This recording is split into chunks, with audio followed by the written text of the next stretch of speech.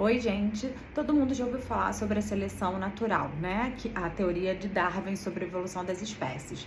Resumidamente, ela diz que organismos mais adaptáveis ao ambiente sobrevivem, têm maior chance de sobreviverem e aí passam os seus genes aos seus descendentes, né? O que faz a perpetuação daquele organismo naquela espécie. Por exemplo, eu me lembro quando eu estudava darwinismo na escola, o professor deu o exemplo da girafa, que existiam girafas de pescoços curtos e de pescoços longos.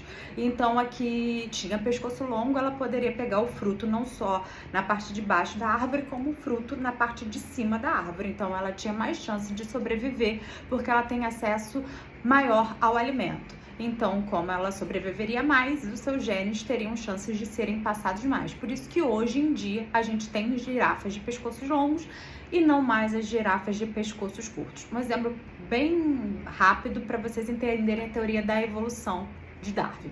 Mas aí eu falo para vocês, foi Darwin que inventou a teoria da evolução? Ela existe porque Darwin determinou que ela existia? Não, ele observou e decodificou pra gente, trouxe com provas científicas que ela existe na natureza.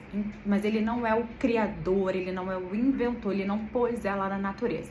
Então, se não foi ele, se ele apenas observou e comprovou, existe um criador, né? E esse criador, para nós espíritas, é a causa primária de todas as coisas. Pergunta número 1 do Livro dos Espíritos, que é Deus. Deus é a causa primária de todas as coisas. Então, ele é o criador da seleção natural.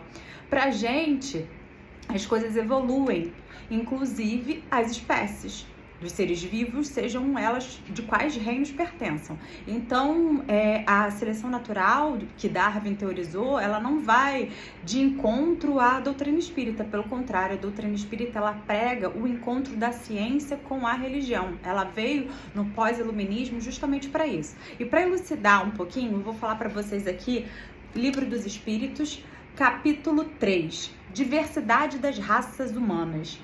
De onde provém as diferenças físicas e morais que distinguem as raças humanas na Terra? Olha a resposta que os espíritos dão para Kardec. Do clima, da vida e dos costumes. Dá-se aí o que se dá com dois filhos de uma mesma mãe, que, educados longe um do outro e de modos diferentes, em nada se assemelham quanto à moral. Eu vou explicar, tá, gente, porque isso tem a ver com a teoria da evolução. O homem surgiu em muitos pontos do globo? Sim, e em épocas várias, e o que também constitui uma das causas da diversidade das raças, depois dispersando-se os homens por climas diversos e aliando-se os de uma aos de outras raças, novos tipos se formaram. Gente, por que a gente tem diversas raças? Isso daí a própria teoria do Darwin explica. Por que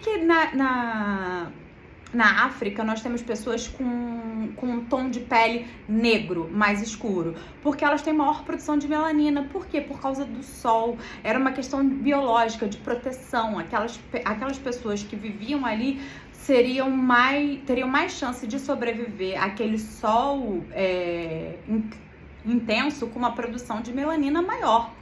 Por que os orientais têm os olhos rasgados? Também tá aí pra gente ver na ciência. Eles vieram, muitos dos povos originários da Sibéria, um frio muito grande, então tem um excesso de gordura aqui para proteger os olhos. Então isso prova o porquê que tem tanta gente com características diferentes em diferentes partes do globo, porque elas se adaptam. Elas se adaptam ao clima, elas se adaptam a constituição, a atmosfera daquele local que elas estão para sobreviverem. É uma seleção natural posta aí desde o surgimento das raças, dos homens, né? E aí ele termina. Pelo fato de não proceder de um só indivíduo à espécie humana, devem os homens deixar de considerar-se irmãos?